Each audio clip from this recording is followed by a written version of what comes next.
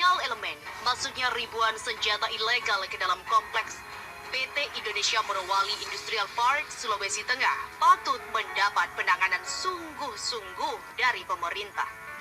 Ironisnya, sejak awal-awal laporan dan informasi dari berbagai pihak tak pernah digubris, bahkan dinilai kecurigaan yang berlebihan. Aturan ketat dari pihak perusahaan asing mengakibatkan pribumi tidak bisa masuk menjamah buminya sendiri. Surat terbuka dari salah satu warga Morowali yang tentunya mewakili warga-warga lainnya yang ditujukan kepada KSP Muldoko selayaknya menjadi pemantik pemerintah untuk bertindak, meskipun sebelumnya sulit untuk dipercaya.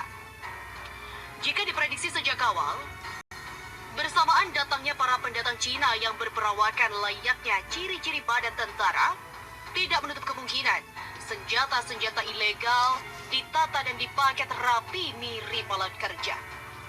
Dikaitkan era sebelum gerakan G30 SPKI yang dijanjikan akan dipasok sebanyak 5.000 pucuk senjata secara gratis dari Cina, cukup membuat bulu kuduk kita berdiri tegak.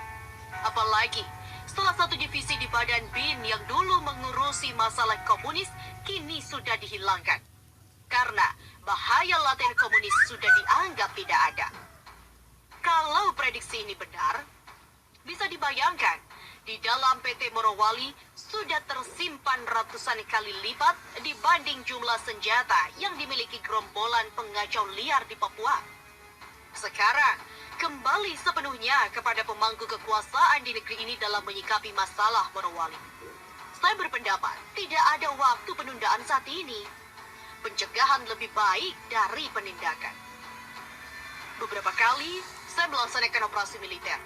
Dan belasan tahun saya sebagai pelatih, guru, dosen, kepala departemen operasi dan direktur yang menangani sistem pembinaan latihan dan operasi gabungan TNI di lembaga tertinggi TNI atau Sesko TNI. Selayaknya, saya percaya kepada kehebatan adik-adik saat ini yang secara langsung atau tidak langsung pernah saya latih dan saya bimbing, kini telah memiliki kemampuan lebih tinggi. Namun, bersamaan dengan kepercayaan itu, saya merasa terpanggil dan punya kewajiban moral untuk mengingatkan kembali bagaimana seharusnya bersikap dan bertindak. Bahwa pernyataan perang adalah hak seorang presiden setelah ada persetujuan DPR.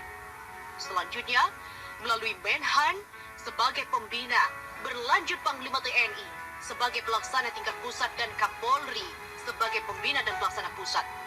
Presiden menginstruksikan memerintahkan operasi militer selain perang atau OMSP atau operasi militer untuk perang atau OMP, termasuk operasi sistem pertahanan rakyat semesta. Dalam pelaksanaan Sishan Kamrata, TNI dan kekuatan cadangan sebagai komponen utama, Polri, rakyat terlatih dan Limnas sebagai komponen cadangan. Sumber daya alam, sumber daya buatan, sumber daya nasional, dan sarana atau prasarana sebagai komponen pendukung.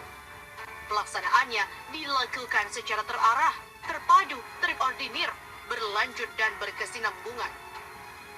Saya pribadi yang menganalisa ini suatu kejanggalan, bahkan terindikasi bahwa di badan-badan tinggi negara ini sudah masuk para setan iblis jelmaan gerombolan pelanjut PKI. Mereka sudah duduk di berbagai posisi elemen tinggi negara sampai ke akar rumput seperti Budiman Sujatmiko, Ciptaning, Dia Pitaloka, dan jutaan kawan-kawan lainnya. Mereka terus-menerus berupaya menggembosi Pancasila, agama, dan umat Islam di Indonesia khususnya dengan berbagai cara. Cara-cara topeng dan benalu adalah ciri dan sifat komunis sebelum berkuasa. Dan setelah berkuasa, akan berubah menjadi diktator, penindas, penekan, dan penunduk terhadap rakyat yang dipimpinnya, sampai dengan harus menuruti dan mengikuti kemauan partai atau kekuasaannya. Sesuai perkembangan dan dinamika, komunis yang berideologi ateis, anti Tuhan, anti agama, dan anti HAM, dalam jurus barunya tidak hanya diawaki oleh orang-orang ateis tulen. Kenyataannya sudah berbau dengan orang-orang beragama yang sudah dipengaruhi baik secara keras, dapat jaminan selamat dari korupsi. Cara lembut seperti pemberian atau penawaran jasa, baik maupun cara-cara kombinasi seperti pemberian uang, jabatan, wanita cantik maupun harta benda lainnya. dari ulah orang-orang inilah yang mengakibatkan kehidupan berbangsa dan bernegara syarat dengan kericuhan, kekacauan, kegaduhan dan kesemrawutan yang dibuat dan disengaja. Pertanyaannya, bagaimana jika berdasarkan pertimbangan Presiden dan DPR tidak menyetujui operasi-operasi di atas? Maka Menhan bisa menyarankan ke Presiden untuk dilakukannya operasi tersebut. Namun, jika saran Menhan Presiden bersama DPR tidak menyetujuinya, di sini berlakulah kedaulatan tertinggi berada di tangan rakyat. Rakyat yang sebenar-benarnya dan bukan DPR yang dijawantahkan sebagai rakyat. Bahwa ada undang-undang yang mengatur hubungan pemerintah pusat dan daerah. Jika dipandang keadaan sangat urgent, maka pemerintah daerah bisa melakukan tindakan-tindakan demi keamanan dan keselamatan rakyatnya.